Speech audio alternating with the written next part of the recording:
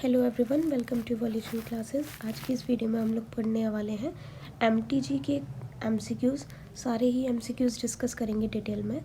तो ये है क्लास 12 का chapter number 2, sexual reproduction in flowering plants, और नीट के कोर्स का chapter number 24। Okay, so start करते हैं क्वेश्चन नंबर फर्स्ट से। क्वेश्चन नंबर फर्स्ट कहता है कि the functional megaspore in an angiosperm develops into an. Functional megaspore angiosperm से में किस में डेवलप होता है? असल में होता क्या है कि मेगास्पोरोजेनेसिस की प्रोसेस होती है, और मेगास्पोरोजेनेसिस से एक मेगास्पोर का फॉर्मेशन होता है। ठीक है, 4 मेगास्पोर्स का फॉर्मेशन होता है, जिसमें से एक ही मेगास्पोर जनरली फंक्शनल होता है। इस तरह की डेवलपमेंट को हम लोग बोलते हैं मोनोस्पोरिक डेवलपमेंट। तो फंक्शनल मेगास्पोर जो होता है वो किस में कन्वर्ट होता है, यहाँ पर ये पूछा गया है। तो फंक्शनल मेगास्पोर बदलता है एम्ब्रियोसेक में। तो मेगास्पोर डेवलप होगा किस में? एम्ब्रियोसेक में। क्वेश्चन नंबर सेकंड बोला गया है attractants and rewards are required for. Attractants और रिवार्ड्स किस केस में रिक्वायर होते हैं? तो एंटोमोफिली है, हाइड्रोफिली है, क्लीस्टोगैमी है, या एनिमोफिली है? Entomophily, hydrophily, cleistogamy, anemophily.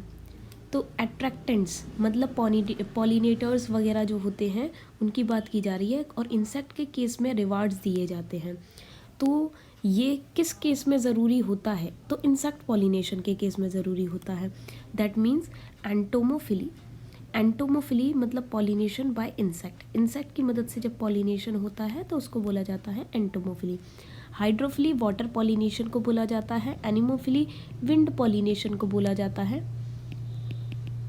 और क्लीस्टोगैमी कंडीशन वो है जिस दौरान हम क्या देखते हैं कि फ्लावर के अंदर फ्लावर जो होता है वो ओपन ही नहीं होता, क्लीस्टोगैमस फ्लावर। ओके, जिसमें तो पॉलिनेटर्स की ज़रूरत ही नहीं पड़ती, बिकॉज पूरी तरह से होता है ऑटोगैमी।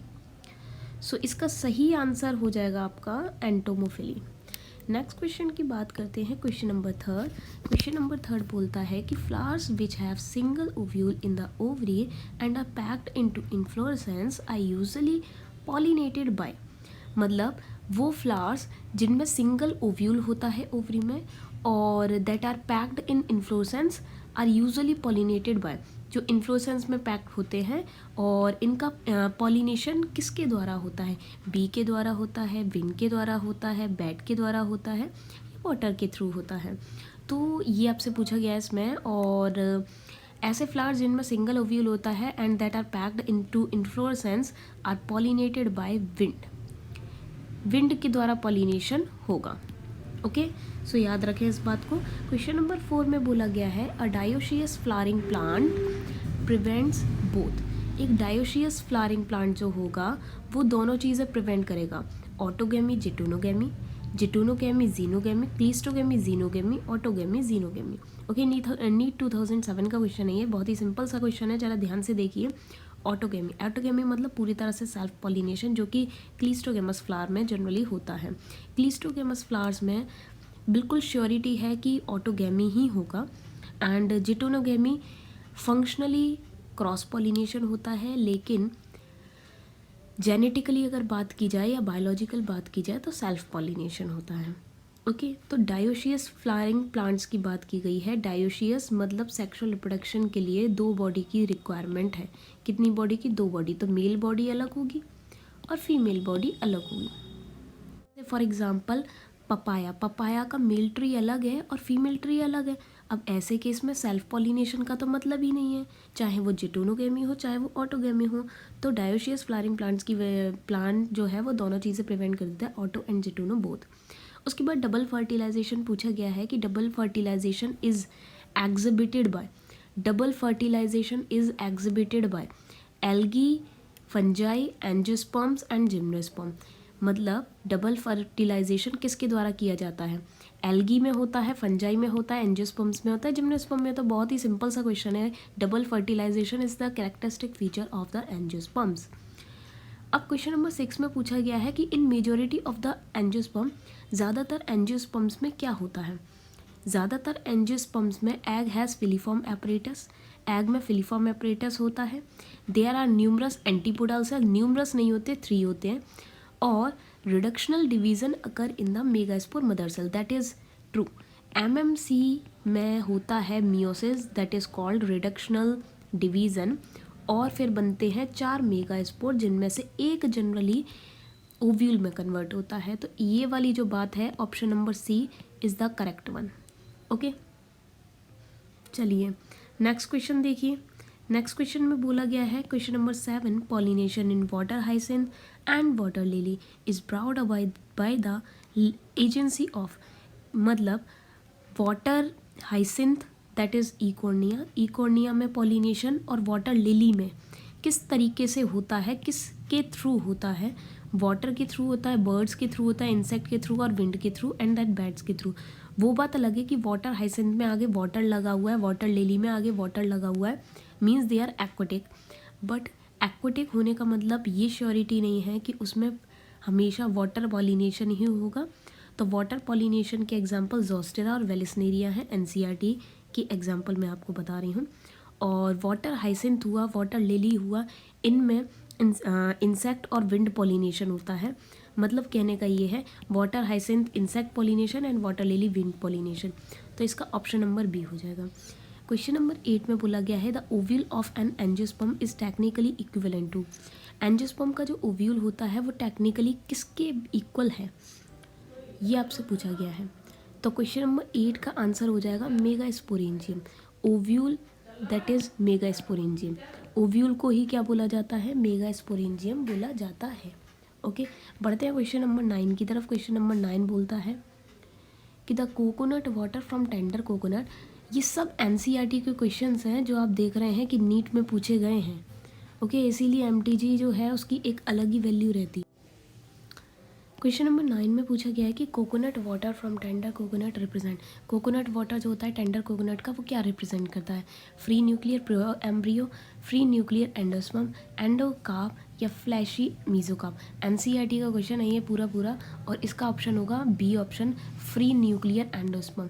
फ्री न्यूक्लियर एंडोस्पर्म इसका ऑप्शन होगा। ओके, चलिए क्वेश्चन नंबर 10 में बोला गया है कि which one of the following statement is not true, इनमें से कौन सा स्टेटमेंट ट्रू नहीं है। Which one of the following statement is not true, pollen grains of many species cause severe allergy, ये बात तो सही है। पॉलन ग्रेन्स जो है, बहुत सारी स्पीशीज़ के जो पॉलन ग्रेन्स हैं वो एलर्जी कॉज करते हैं, ये बात सही है। और इन्होंने नॉट करेक्ट वाला पूछा है, मतलब incorrect. Stored pollen grain in liquid nitrogen can be used in the crop breeding programs, ये वाली बात भी बिल्कुल ठीक है।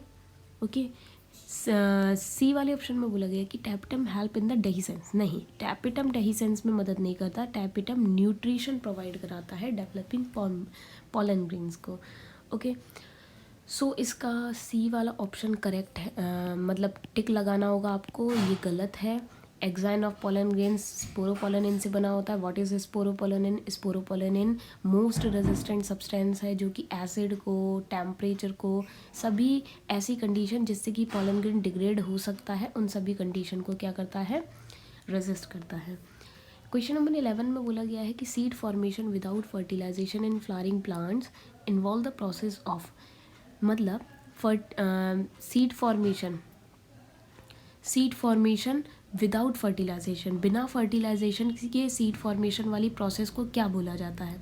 एंजियोस्पर्म में बिना फर्टिलाइजेशन के ही सीड फॉर्मेशन हो जाता है, इस प्रोसेस को क्या बोला जाता है, इस प्रोसेस को बोला जाता है एपोमिक्सिस। क्वेश्चन नंबर 12 में बोला गया है कि which of the following statement is not correct, इनमें से कौन सा स्टेटमेंट करेक्ट नहीं है। सो pollen germination and pollen tube growth are regulated by chemical components of pollen interacting with those of pistil. Yes, some reptiles have also been reported as pollinators in some plant species, or pollen grains of many species can germinate on the stigma of the flower, but only one pollen tube of the same species grows into the style. तो ये वाली जो बात है, ये वाली बात correct नहीं है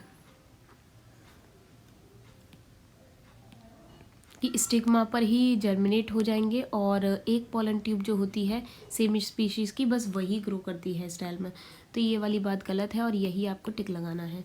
क्वेश्चन नंबर 13 में बोला है कि proximal end proximal end of the filament of stamen is attach to the filament का स्टेमन का जो फिलामेंट होता है, स्टेमन का जो फिलामेंट होता है वो उसका प्रॉक्सिमल एंड किससे अटैच रहता है? प्रॉक्सिमल एंड, तो इसका प्रॉक्सिमल एंड अटैच रहेगा थैलेमस से। किससे? थैलेमस से। That is the रिसेप्टिकल for all the wall of the flower. तो इसका ऑप्शन नंबर बी हो जाएगा। क्वेश्चन नंबर 14 की तरफ बढ़ते हैं। क्वेश्चन नंबर 14 बोलता है कि filiform apparatus is characteristic feature of the filiform apparatus किसका कैरेक्टरिस्टिक फीचर है? सिनर्जिड्स का। एम्ब्रियोसेक के अंदर जो सिनर्जिड्स पाए जाते हैं उनमें कुछ फिलीफॉर्म एपरेटस उनमें देखने को हमें मिलती है और उन्हीं फिलीफॉर्म एपरेटस का काम होता है पॉलन ट्यूब को गाइड करने का।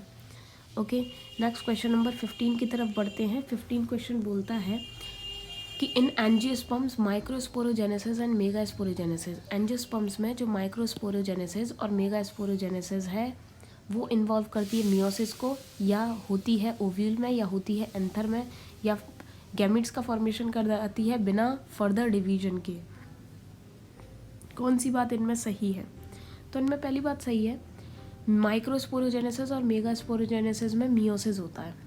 ओके, क्वेश्चन नंबर 16 में बोला गया है कि फ्लावर्स आर यूनिसेक्सुअल इनमें से किसके फ्लावर यूनिसेक्सुअल होते हैं? तो इनमें से कोकुम्बर, नॉट पी, कोकुम्बरेसी फैमिली के सभी मेंबर्स के फ्लावर जो होते हैं वो यूनिसेक्सुअल होते हैं।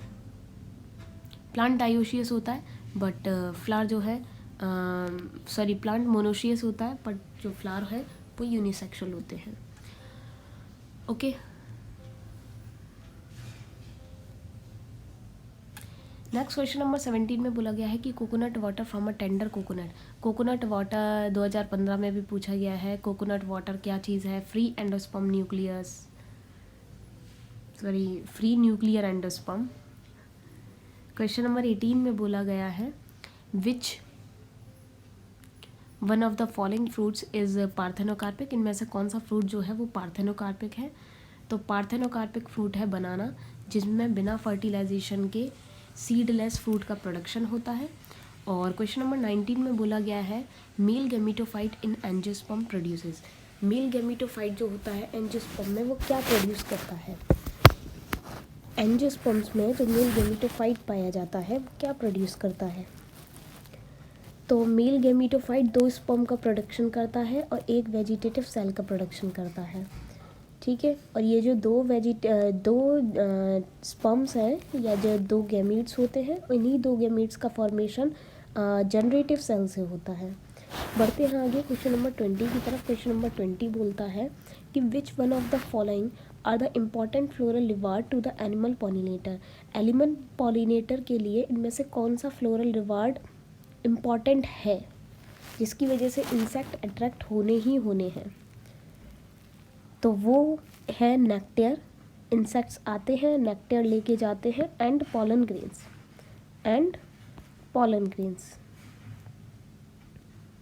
ओके, चलिए क्वेश्चन नंबर 21 में बोला गया है कि which one of the following may require pollinators but is genetically similar to autogamy. ये अभी थोड़ी देर पहले मैंने आपको बताया था कि इनमें से यहाँ पे पूछा गया कि इनमें से किस में पॉलिनेटर की ज़रूरत होगी, मतलब फंक्शनली क्रॉस पॉलिनेशन, लेकिन जेनेटिकली ऑटोगेमी मतलब सेल्फ पॉलिनेशन।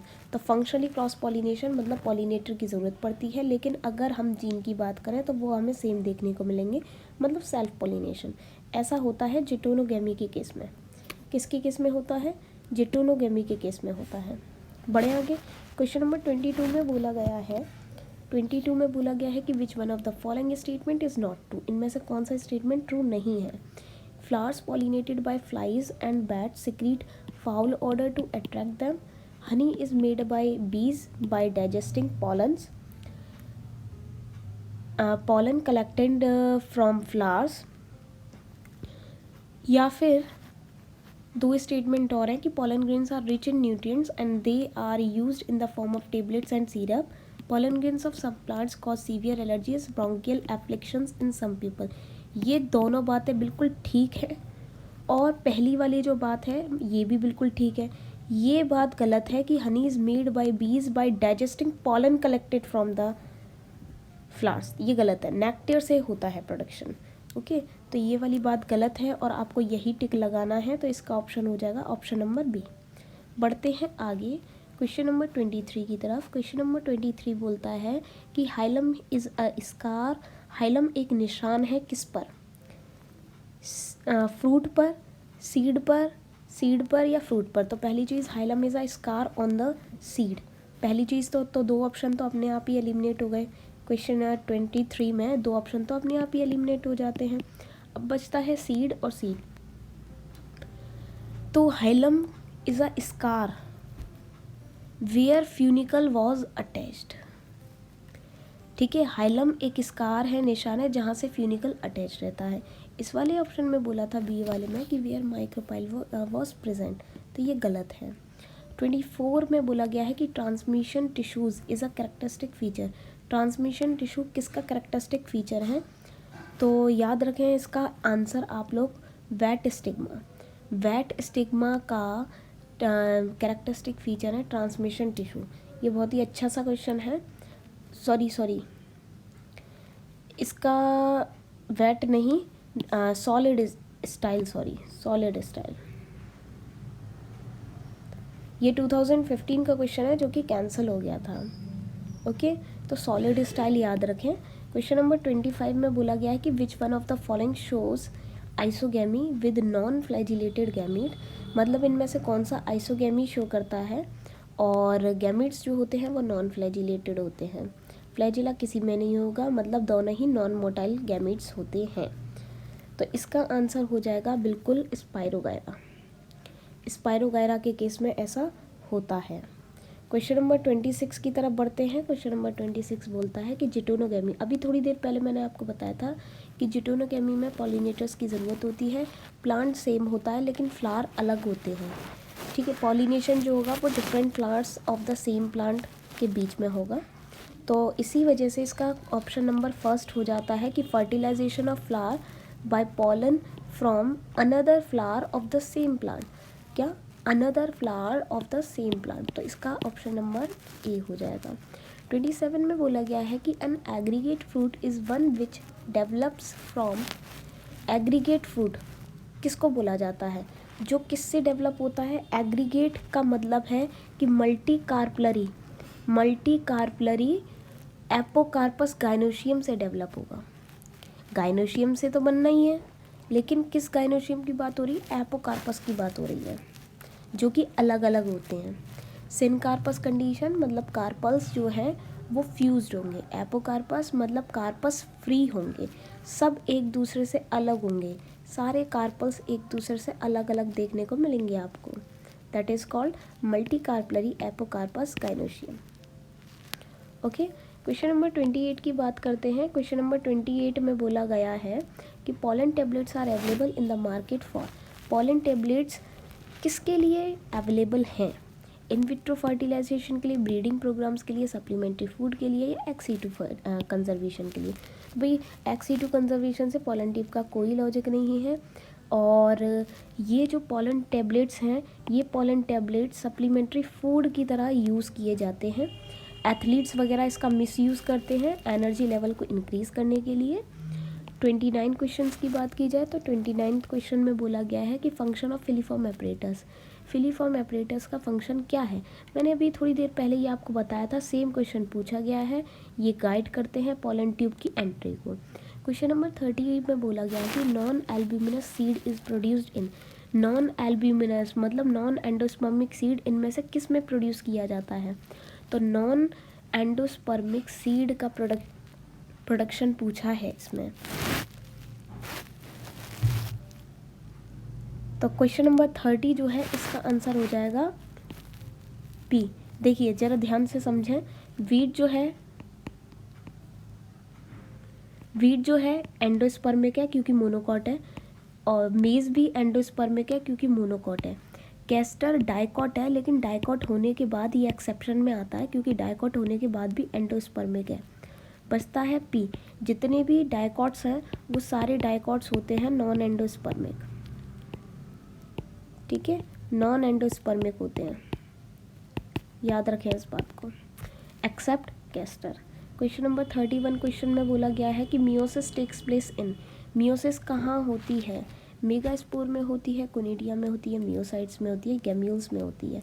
तो इसका बिल्कुल करेक्ट आंसर है मियोसाइट्स। एनसीईआरटी में आपको मियोसाइट मिल जाएंगे। मियोसाइट उन सेल्स को बोला जाता है जिनमें मियोसिस होती है।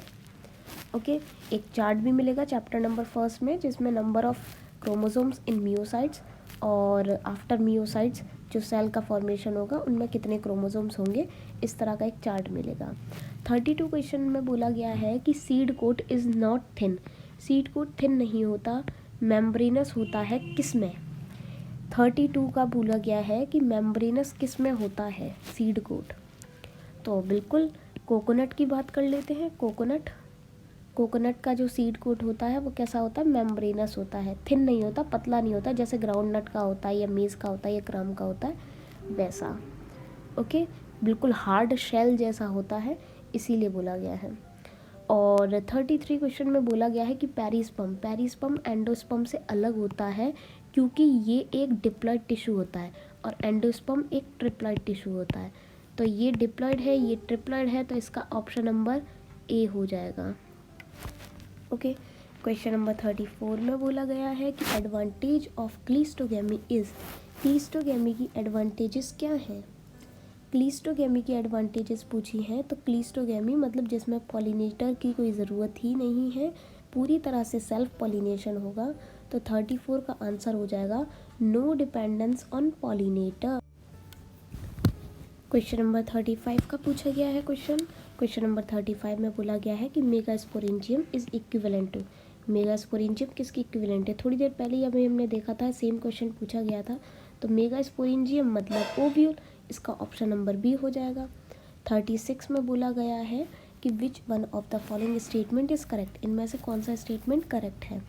Endothecium produces the microspores, tapetum nourishes the developing embryo, hard outer layer of pollen is called intine, sporogenous tissue is haploid.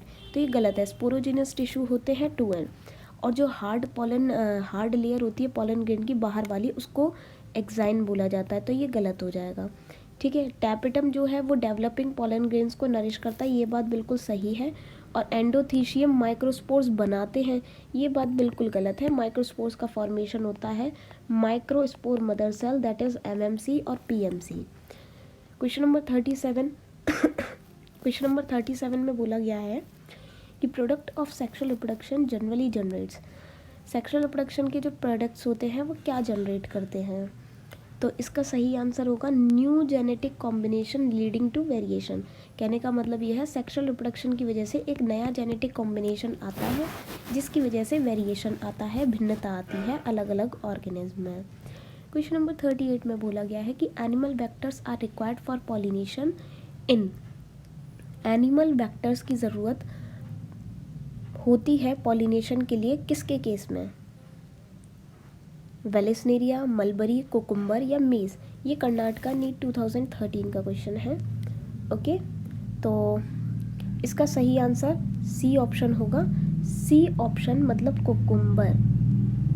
Okay, उसके बाद 39 क्वेश्चन में बोला गया है कि एल्ब्यूमिनस सीड मतलब endospermic seed store their reserve food में mainly in endosperm, albuminous मतलब एंडोस्पर्मिक सीड। और megaspore are produced from the megaspore mother cell after meiotic division. ओके, नेक्स्ट क्वेश्चन नंबर 41 है और ये क्वेश्चन नंबर 41 हम लोग डिस्कस करेंगे नेक्स्ट वीडियो में।